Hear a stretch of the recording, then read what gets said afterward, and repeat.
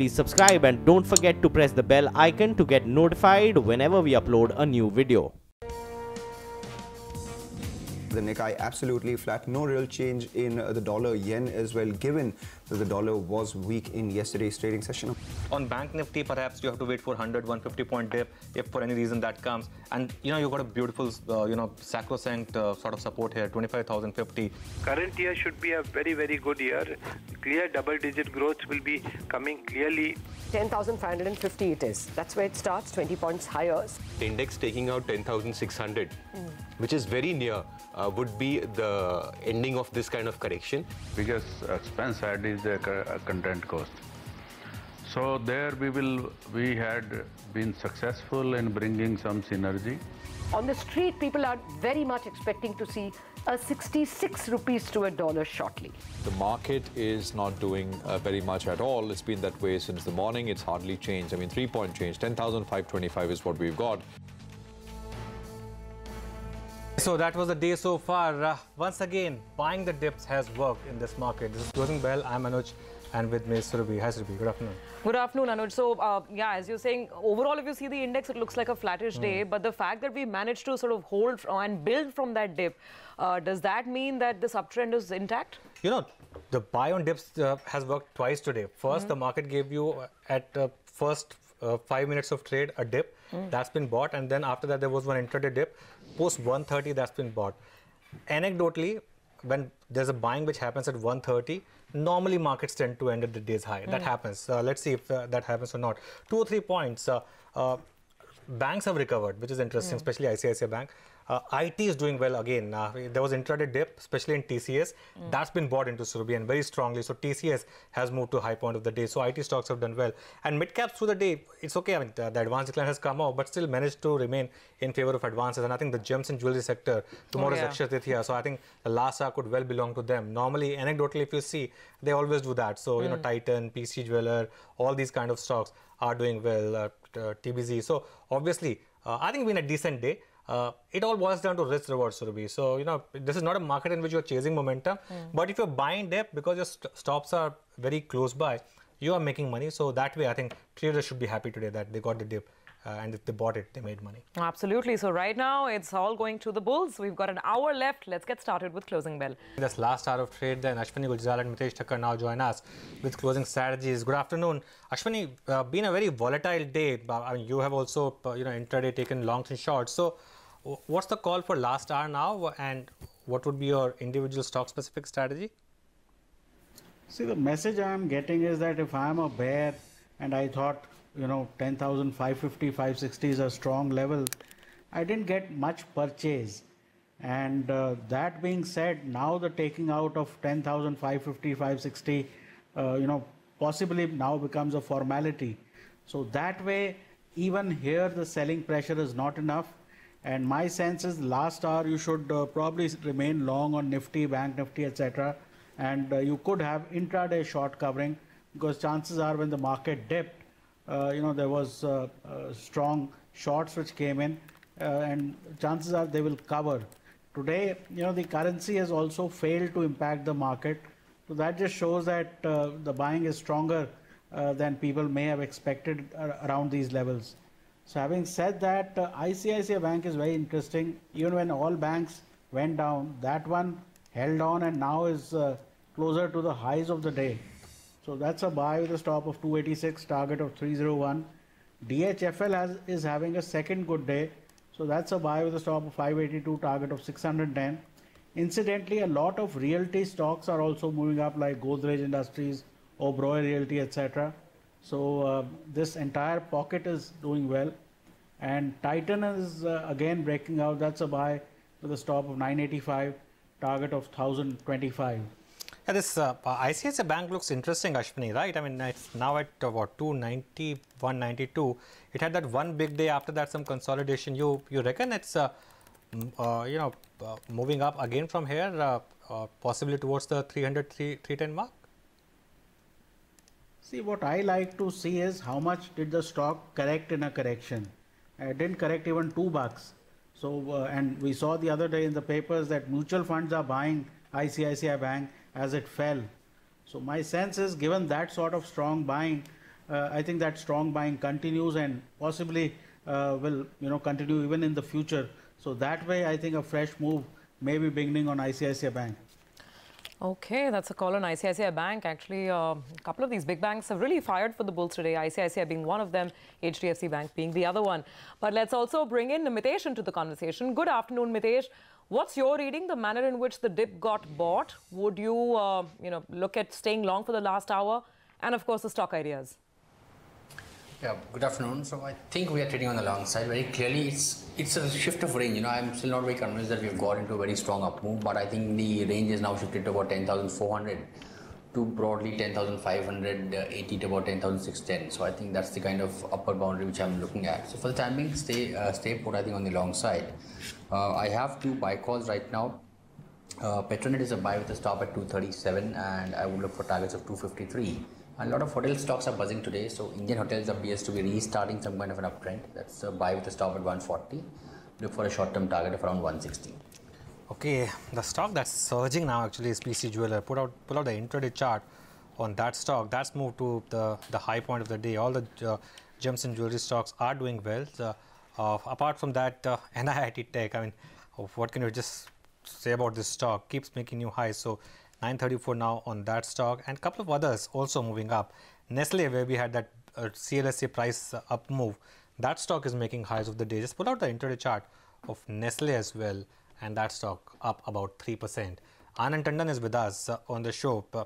Anand, hi, good afternoon. I first wanted your thoughts on these old, private banks, the tier 2 private banks like DCB. Your thoughts on that? Even South Indian Bank is actually rallying 5% now.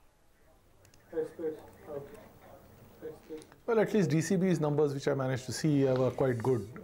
They are beginning to show signs of growth now. One of the key problems with smaller banks, of course, is the size of the balance sheet is so small that, even if there is one decent size NPA, you can actually lose the entire earnings for the quarter. So long as they manage to keep that under control, I think, they will do reasonably well. More importantly, their projections in terms of their branch network is now more or less kind of meeting the target. So therefore, you should see some lessening of the capex cycle, and that will also increase the margins. So obviously, there is some scope for upside over here. By the way, let's just pull out the intraday graph on a Puravankara. We just had Ashwini talk about real estate stocks and how some of them are on the move. Add this to the list, the major spike on Puravankara. If you can just get the chart out. Ashwini, I don't know, this is clearly not just Bombay-specific realty stocks. This is happening across the board. Any fresh ideas, any fresh additional trades on realty? Well, I guess the cash is getting withdrawn. So maybe it's going to real estate. But I think Godrej Properties is doing a fresh breakout after many days of consolidation. It didn't participate in the entire rally. So, the favorites are obviously Shobha Developers, Godrej Properties, Prestige. But really, it's across the board, and DLF, Indiabulls Housing, etc. are also moving up. Okay, SP Tulsian of sptulsian.com is also with us. Mr. Tulsian, good afternoon. Your thoughts on this, momentum which is now there in DCB Bank after the numbers? It's just one-way rally now, 7% higher today as well. See, yesterday in the morning show, I've said that the numbers are seen to be quite good. In fact, I don't think that you have complained on anything, maybe on the asset quality, NIM and credit growth. In fact, on all the fronts, they have performed very well. And if you really see the situation going forward, I think that bank will definitely be coming in the double-digit EPS, because for FY18 they had posted an EPS of 8 rupees plus, and looking to the Q4 numbers and the management commentary, they are seen to be quite positive. And yesterday also we have said that we have initiated a buy call on the stock with a target of about 210 to 215. In my yesterday morning show, I have said, and we maintain the same view of a target of about 210 to 215, where we may see some kind of profit booking coming again in the stock. Okay, I think before we carry on, we do have a special guest joining in. Mr. Anil Agarwal, Chairman of Vedanta, is on the line. Mr. Agarwal, I believe that the final resolution for Electrosteel Steel has just gone through. So if you could just tell us what details you might have, what can you share with us now? I've been told by media only that this has been done, and we were looking forward this thing to happen, and This is Electro Steel is in Jharkhand, which comes from my state, and I'm very pleased that it has gone through, and I congratulate the NCLT and the court and the government of India, the whole process, which is very new, and how decisively they have gone step by step to take forward our country. So I'm very pleased that this thing has happened, and as I always said, that I'm very bullish on Indian ferrous and non-ferrous sector. We import almost $200 billion worth of this material from outside. A lot of job being created outside to bring the goods to India, and we have to make sure that we save our foreign exchange and create job. And this is one thing in that step in that that mission. And this is a small plant, but we will make it as a whatever is necessary. We'll support the management. And this is the area where they have a lot of iron ore. We have iron ore mines, so it will be comfortable to supply the raw material. So thank you very much. Sir, some of the numbers, if you could finally sort of tell us. This is, I believe, Electro Steel was setting up a 2.5 million tons steel plant. How soon will you be able to get the asset? What is it? What are the specifics you've heard from the resolution professional? Yeah, I believe that require a couple of 100 crores to complete the project. Money will not come on the way to complete the project, and we will do everything possible to run that plant well, which we have done. We have experience, as you know, we have experience of Balco, Hindustan Zinc, Kane, Sesa Goa, anything and everything. Whenever we took over the company, we increased production 2 times, 3 times. So we have that mindset. So everybody will be very excited when we get into the action. So I believe the actual bid for the asset was around 5,000 crores. I don't have immediate numbers on me. But if you could tell us, over and above this, how much additional investment will you be willing to make to get the plant up and running? I've been told that we need a couple of 100 crores to complete the project. We will do that. Okay, sir. Money will never come on the way. So, sir, finally, just to get the understanding right, what is the quantum of haircut that the Committee of Creditors was willing to take to get the deal through? I don't know exact number because that's the process they are running, but they have kept the equity. So that equity, I always have surprise. As you know, Hindustan Zinc, every company, they keep the equity, and the equity, Kane, they have a 30%. So this will definitely help the bank to recover a lot of money, but I don't have exact detail. All right, So, thank you. Mr. Agarwal, thanks a lot for joining us today. That's, of course, Electro Steel. Mr. Sen, your thoughts on, Vedanta now. Of course, the stock has rallied a bit, quite a bit, because it's been part of this big metals rally. But from here, what's your approach on this stock? See, I think except for aluminium, they are struggling there because this is the stand which I have been taking for last 6 to 8 months, because there a lot of investment is stuck in the unproductive way, largely in the Odisha, in the aluminium projects of about 30,000-40,000 crore. Except for that, I don't think that they have any other sore points, because their 65% subsidiary Hindustan Zinc is doing extremely well, both on the zinc and lead. As Mr. Anil Agarwal has said, that the production is keep on scene ramping up. And in fact, if you see the global operations, Kane India now having merged into Vedanta with their own standalone copper business and all sort of things. So they are in fact doing extremely well on all except for this 30-40,000 crore kind of unproductive or dead investments which are not even giving them 2% yield. So except for that, I don't think that they have any problem. And now they have been seen quite what you call keen and anxious to foray into the ferrous metal also, because the kind of bid they have submitted for SR Steel, which again Anil Agarwal has hinted that probably that will be seen quite attractive, and he seems to be quite comfortable in winning that company as well.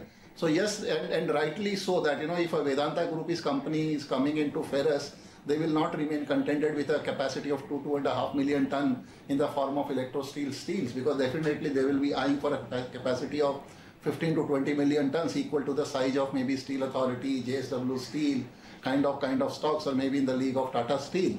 So, but the acquisition of Electro Steels at 5,000 crore, which is a media report that they have upped their bid from 4,500 crore to 5,000 crore, is definitely seen positive. But the only problem, which in fact people or the retail investors are too much worried that what will be the fate of the retail investors, in the company. Here, Anil Agarwal has said that the lenders have kept some equity stake.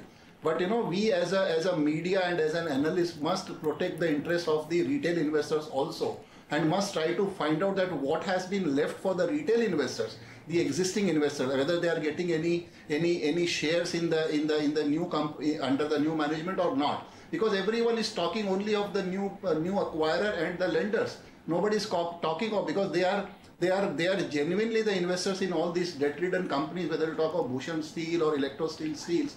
So I think we need to have that air getting cleared, that what is the status of the public shareholders in all these NCLT cases which are getting resolved. So in conversation with our experts, 10,552, that's the level on the index. Well, quite a few stocks moving around.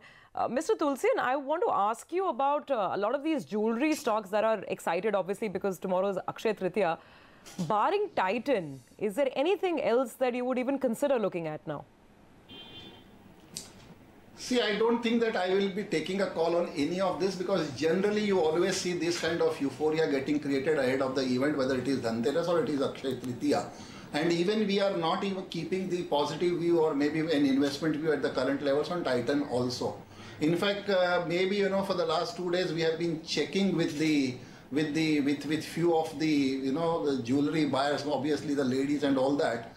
And they were giving me the data that, they checked one kind of, I'm just giving you an example, that temple kind of design, I don't know what is that called. Making charges is 12,500 rupees per tola, that is for per 10 gram. That works out to 40% of the metal cost. So the kind of prohibitive making charges which we have been seeing, is definitely preventing the ladies to buy the jewelry.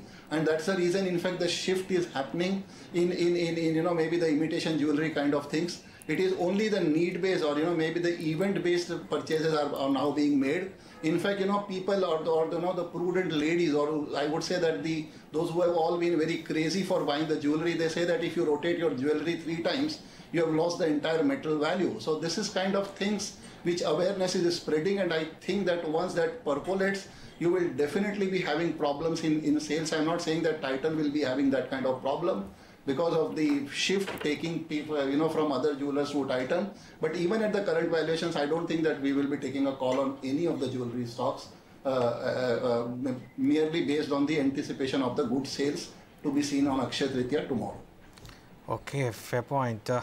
By the way, just pull out the intraday chart of Concor. It's interesting. In fact, a lot of stocks are seeing quite a bit of buying interest. So Concor right now has moved to the high point of the day. So quite a bit of buying. High point of the day as well, of course, for ICICI Bank as well. That stock has also moved up quite a bit. So looking quite strong over there. Anand, I wanted your thoughts on IT, how to approach it now, because you have had Infosys' numbers, which sort of punctured that rally a bit, but others have done well, especially TCS and even the mid-cap IT. Well, I think if you're looking for growth, the mid-cap IT is the only place to be, because the front line is not going to show you anything dramatic, as has been reiterated by Infosys' result and the commentary after that. So, but to the extent that, it is not, I would imagine that this year would see a weaker rupee as well. So in my view, I think you will get a certain amount of upside from there. And overall, it still remains the least controversial sector, also reasonably under-owned even now, though that ownership may have picked up a bit and become more market neutral over the last 5 or 6 months. So I think it will continue to remain a kind of market neutral sector with bits of trading opportunities in the front line whenever you get something on the currency. And otherwise, the mid cap is will likely continue to outperform.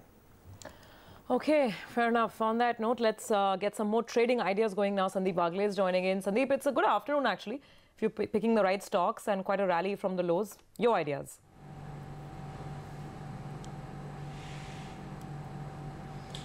Afternoon, Surabhi. I would go with a buy in a DLF, stop loss of 214, target of 225, and a buy in a Titan, stop loss 984, target 1015. Okay, Sandeep, thanks a lot for those trading ideas.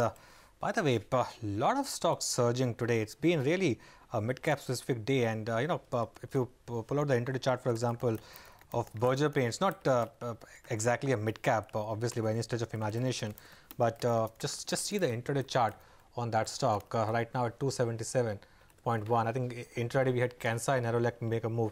Let's just see intraday of Asian Paints as well, and if there's a move on that as well, let's just pull out that stock. That's Kansai, of course, also up about 3.5%. Not so much on Asian. Yeah, Asian is not, but Berger and Kansai moving up. Mr. Tulsian, before we thank you, just wanted your thoughts on a stock like Berger Paints.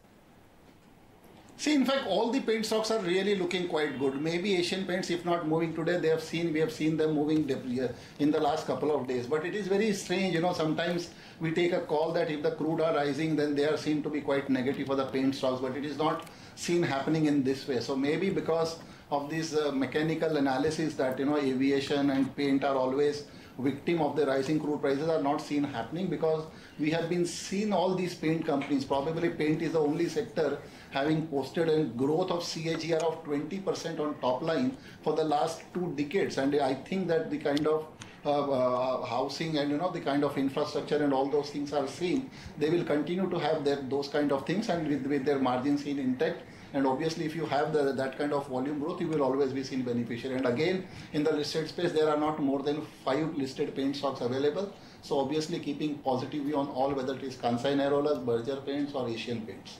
Okay, we're going to talk currency in just a minute. But before that, Mr. Tulsian, before we let you go today, I want to try and understand this mystery stock, if you have a view on it. Mishra Dhatu. I don't know what is shining so bright. 30% up this week. I think 40% in the last several days, if you put it together. Any thoughts on what's happening with this company and the stock? See, I'll advise you to read our new issue analysis, and that will give you the total picture. And in fact, if you really see the kind of, in fact, maybe FY18 performance will not be good because of the shutdown and all that, but they have the rare earth material and the resources, they are into the 3 spaces, which again produced only by them in India. And the kind of, and in fact, we have given a very positive call when the company went public. Unfortunately, the media, the analysts and media did not give that kind of coverage. And if you read our analysis, which is all still available in the public domain, we have said that it's an excellent stock, maybe available at a P multiple of 8, because as I said that FY18 seemed to be a washout, so we don't need to look for the earning, but otherwise if you take a call for FY19, we say that they will be able to post an EPS in double digit, and even if you apply the metal multiple and don't apply for the rare earth resources and natural resources kind of things, still you get the share at a very cheap valuations.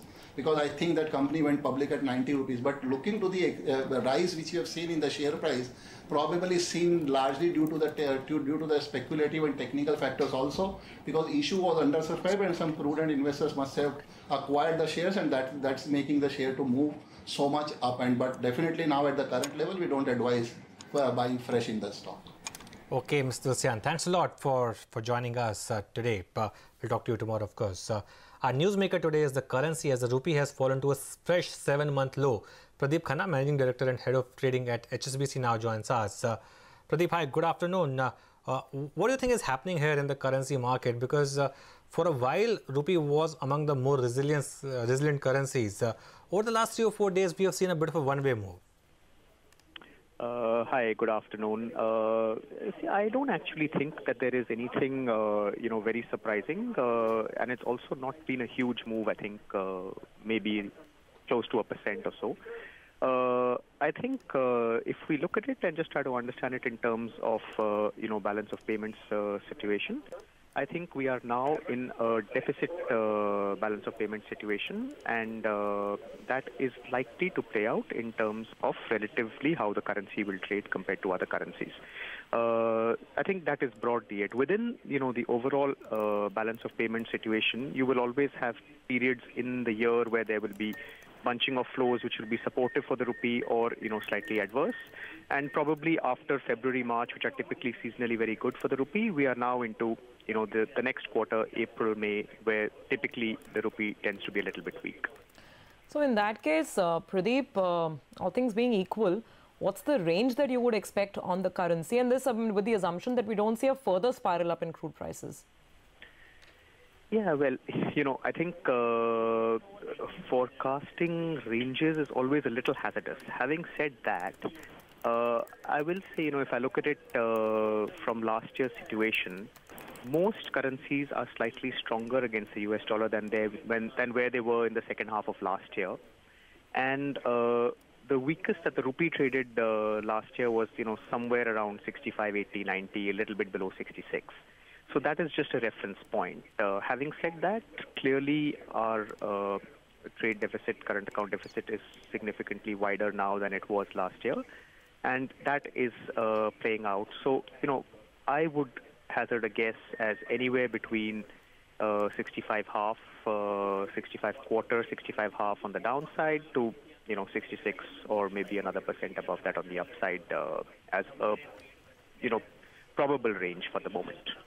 All right, Pradeep, we'll leave it there. Thanks a lot for that quick take. So that's the view as far as the currency is concerned. Markets are quite interestingly poised right now because at high level, obviously 10,550, there's a bit of a resistance. So once again, the Nifty tried to take that out and it's just been pegged back a bit. And a couple of stocks doing well though in the broader market. Jet Airways and Indigo both have moved to high point of the day. And just pull out the intraday chart of Ambuja Cement. There's been a bit of a buying that you've seen in Ambuja. That's Jet Airways up 4.5%. Interglobe as well doing well. Anand, thoughts on this space, aviation? Well, obviously demand supply favoring it. However, there are issues now in terms of capacity, as well as the fact that oil goes up. So I think overall, if you were to have a kind of steady state number, I think you will see ample growth in the sector. Unless, of course, there is a huge spike in the ATF prices, in which case there may be some margin pressure because capacity is building up, albeit more slowly. The key joker in the pack would be if the utilization of these aircrafts were to fall because of the engine issues that we are seeing right now. That can adversely affect some of the companies that are listed. Okay, all right. Well, the other big talk point today has been the cash crunch, which is reportedly back in the country. Of course, the government seems to indicate otherwise. There have been reports of ATMs going dry across many cities, many states in the country. Let's hear out first what Rajneesh Kumar, chairman of SBI, had to say on the matter. The currency in circulation after demonetization is 18.2 lakh crore in March 18. Pre-demonetization level was 17.98 lakh crore. So it means that the currency in circulation in the country is absolutely sufficient. But there are certain states, like the state of, say, Madhya Pradesh, Telangana, Andhra, even Punjab, where because of the procurement season, the demand of the cash, there is a surge. So we have to do some balancing act. There are some of the states where the currency is available in the currency chest. So we have to move some currency from one state to another.